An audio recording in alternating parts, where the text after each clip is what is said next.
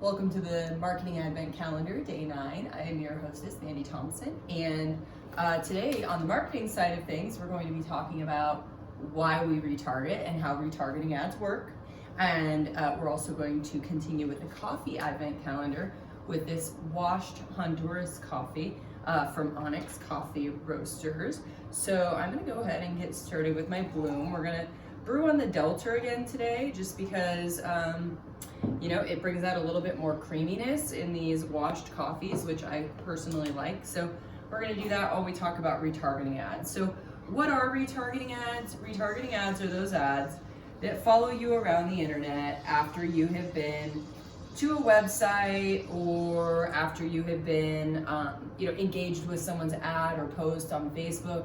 So that's retargeting ads, or ads that are targeting you after you have done something. So they are behavioral in nature, although how nuanced we are with our behavioral retargeting depends on how you set it up. So a common way that people retarget is just retargeting their website traffic. That would be a really basic retargeting strategy, not basic in a bad way, just a very basic retargeting strategy.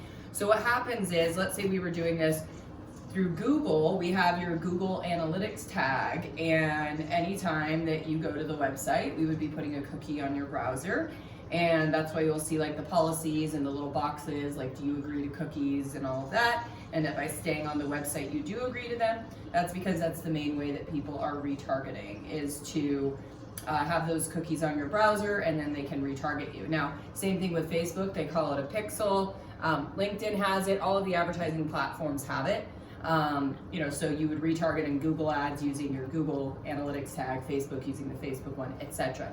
Now, if we want to be a little bit more nuanced with that, then what we do is I'd say, okay, I'm not just going to target all people who've been to my website. Maybe I'm going to retarget people who visited a certain page. If it's a nonprofit, let's say you visited the donate page, or you visited the volunteer page, or you visited the corporate sponsorship page, then I could retarget you with content that was actually personalized and aligned with what you were looking at, which is going to increase the likelihood that you're going to respond to the advertisement. The more personalized an ad is, the more we feel like it is for us, the more likely we are to engage with that advertisement. So that's one way. Now, we can get a lot more granular than that if we want to, which takes a little bit more of an advanced analytics setup, a little bit more technical skill.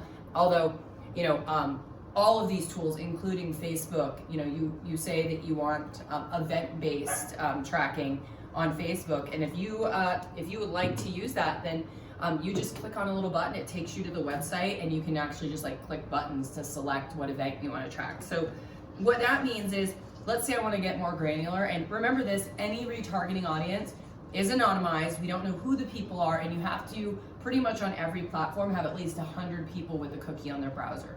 So when you're making a retargeting campaign, you also need to think about how long is it going to take to get 100 people with a cookie on their browser, because you don't want to have it be a week before you start retargeting somebody. You want to start retargeting them right away.